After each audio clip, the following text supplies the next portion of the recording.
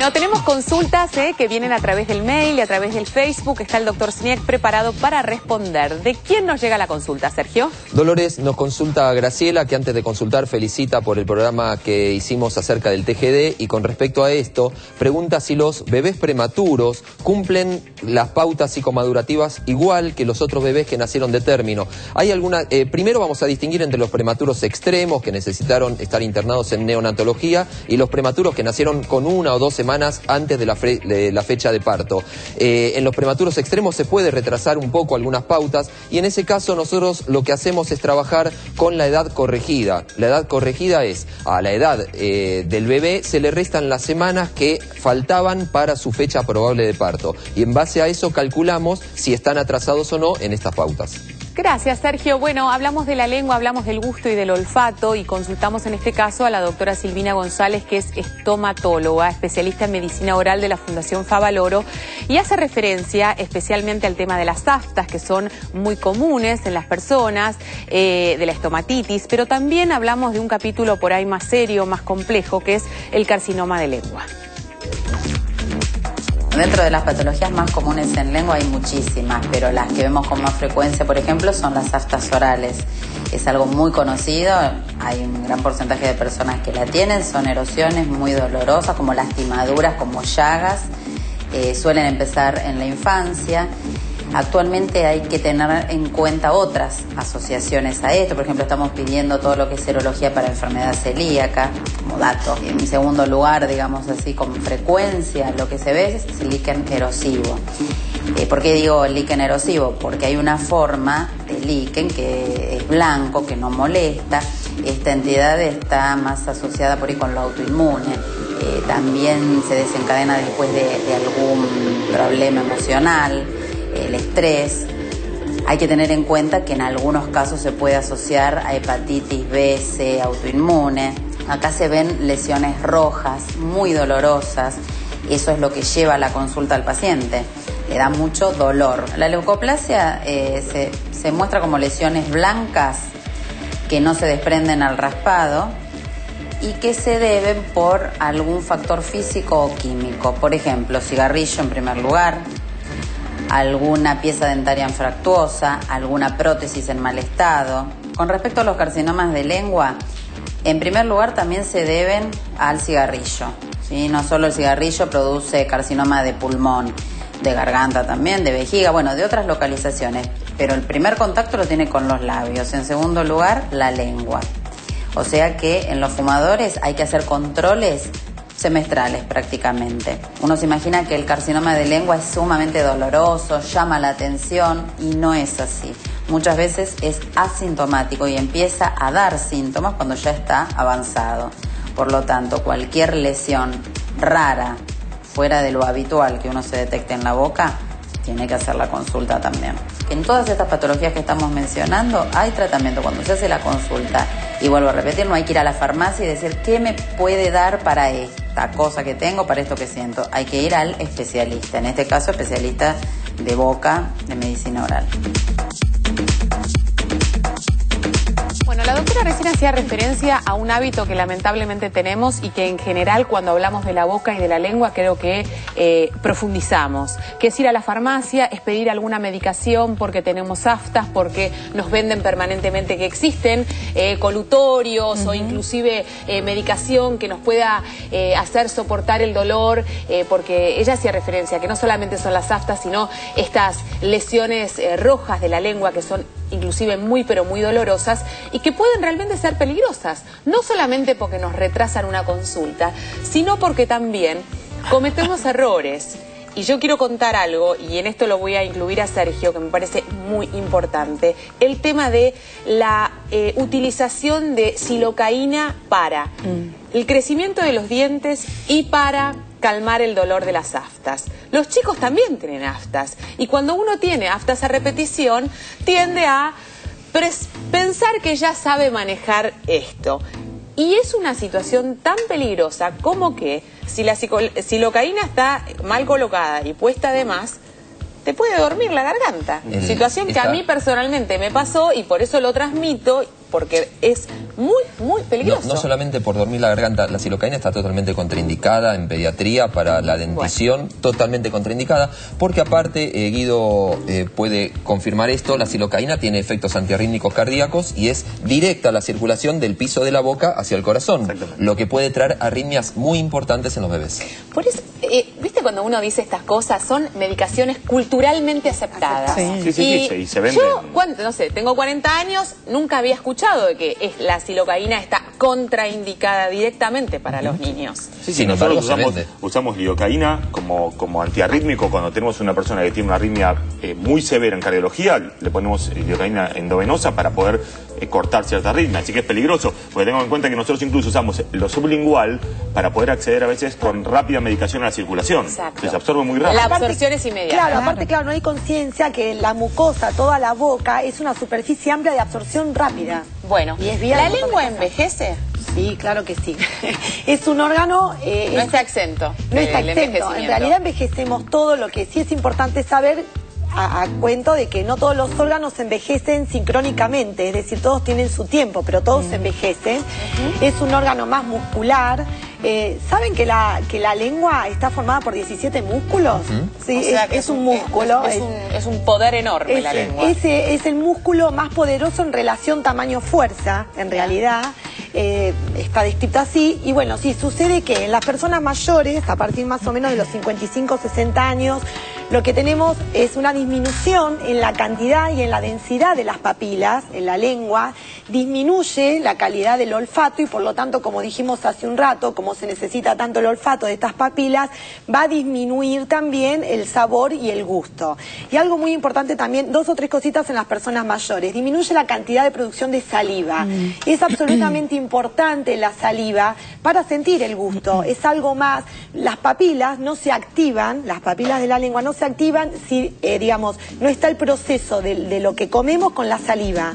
Por lo tanto, la disminución de saliva contribuye también a esto de no sentir gusto correctamente. Y también contribuye la desnutrición, por ende, ¿no? Eso iba a decir, todo esto a lo que lleva, ¿no? Claro. En realidad, otra cosita, como es un músculo, suele tener una atrofia, digamos, se va achicando el músculo y empieza como, por decirlo de alguna manera muy simple, como a aflojarse y a fallar todo lo que es el sostén de la lengua y en relación, en la gente mayor hay una retracción hacia atrás, porque también tiene como una laxitud el frenillo, que es algo muy importante para sostener la lengua donde la tenemos puesta, porque si no estaríamos todo el tiempo tragándonosla. La fonoaudióloga acá, la licenciada, nos dice, sí, es verdad, sí. Es muy importante el frenillo. Vos hacías referencia al tema de la gente mayor, inclusive de la utilización de prótesis, ¿qué relación hay y por qué? Bueno, porque pasa esto, naturalmente hay una retracción, se afloja todo lo que es el sostén para que esté bien puesta y muchas de las veces, la mayoría de las veces,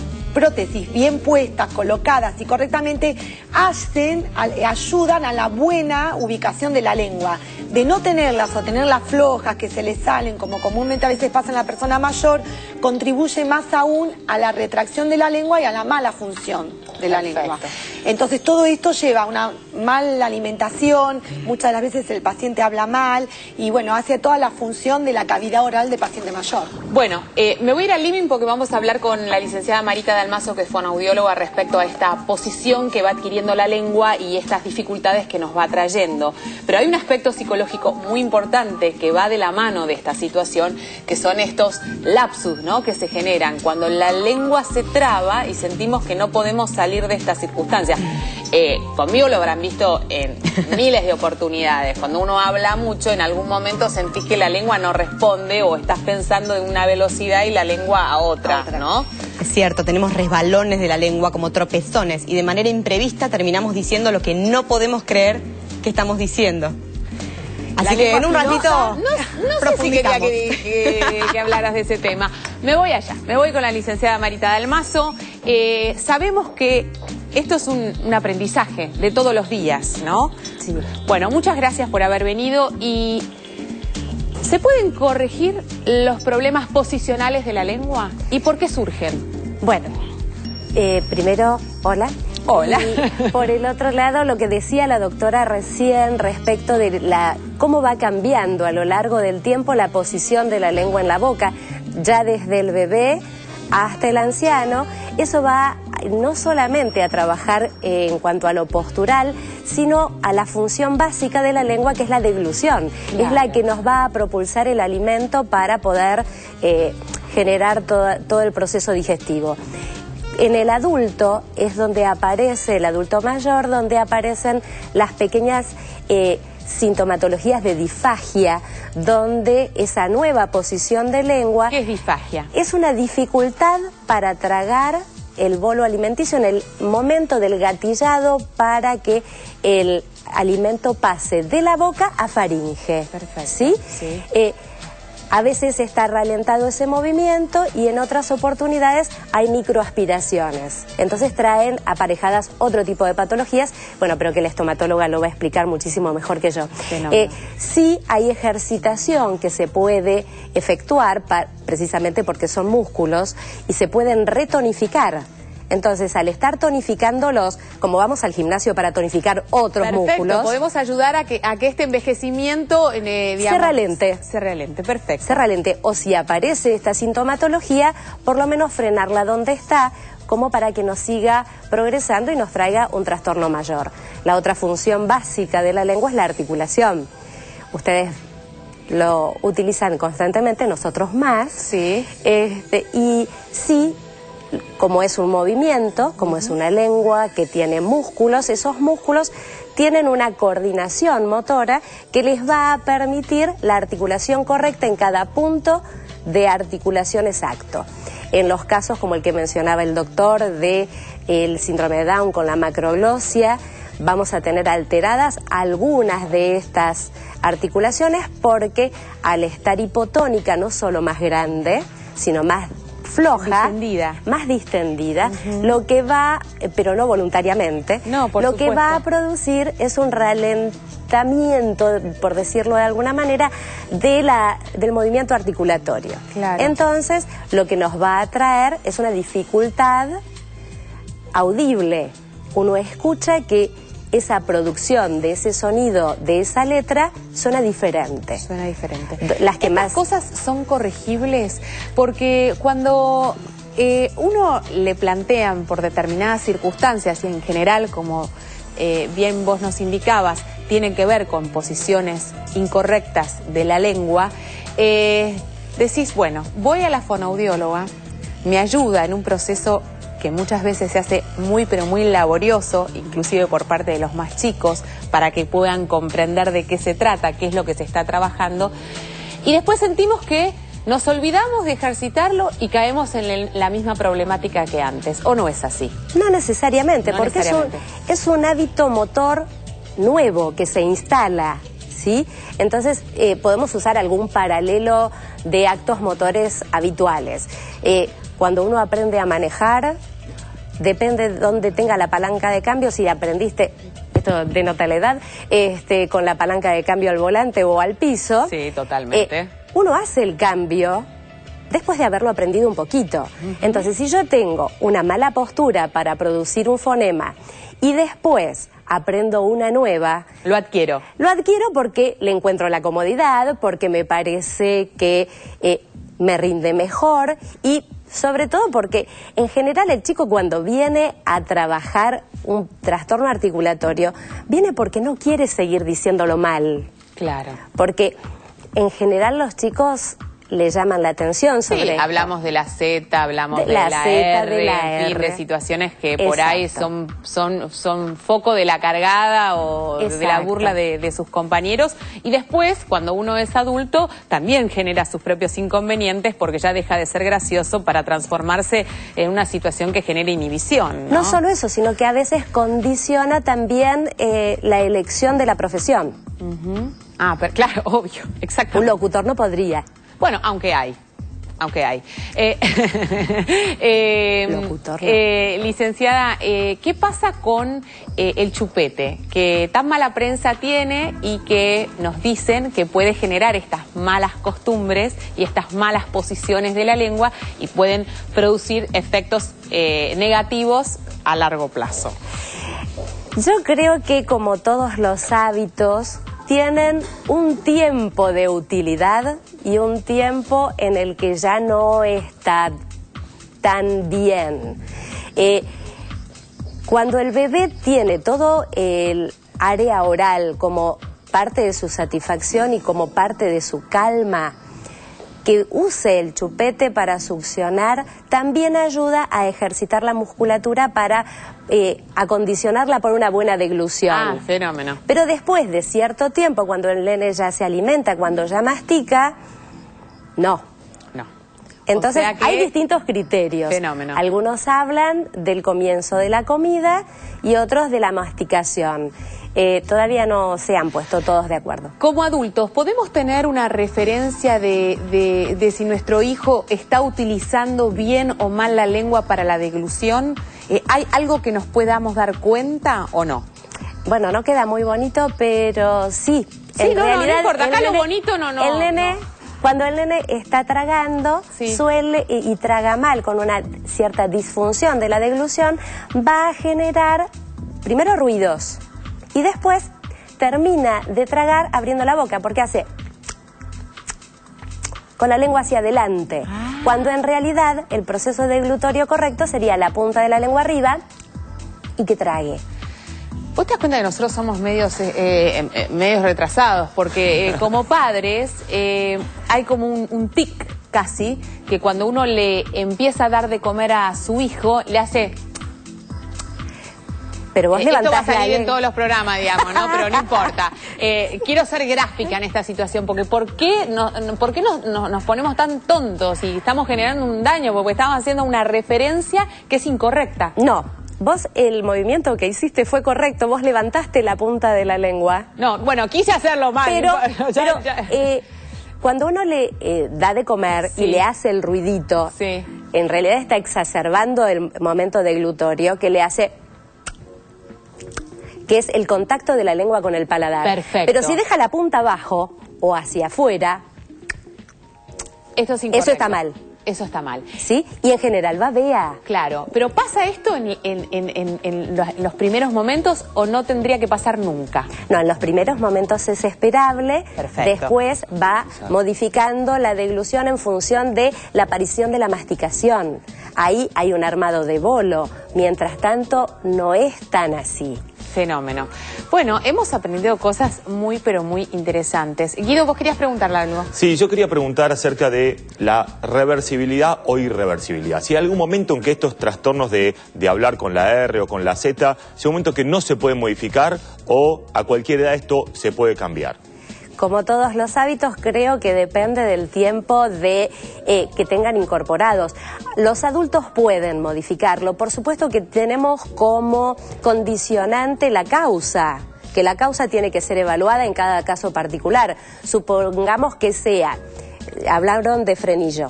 El frenillo lingual está muy corto o anquilosa la lengua, trayéndola muy hacia adelante y con poca movilidad. Hay tratamientos previos quirúrgicos en algunos casos, que eso lo tendrá que determinar el cirujano que esté a cargo.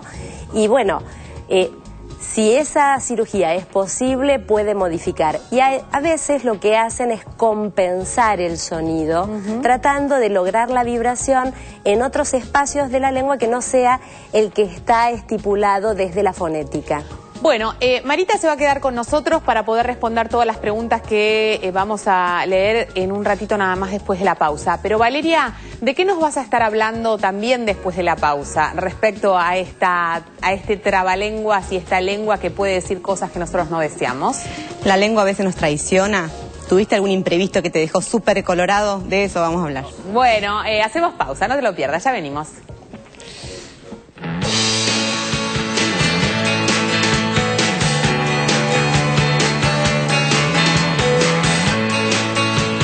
Yo dono.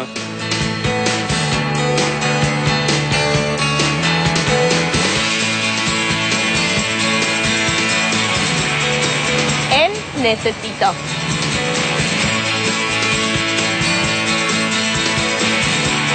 Nosotros donamos.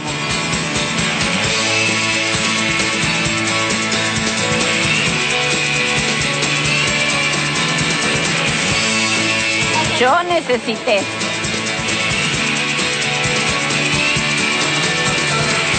Yo dono.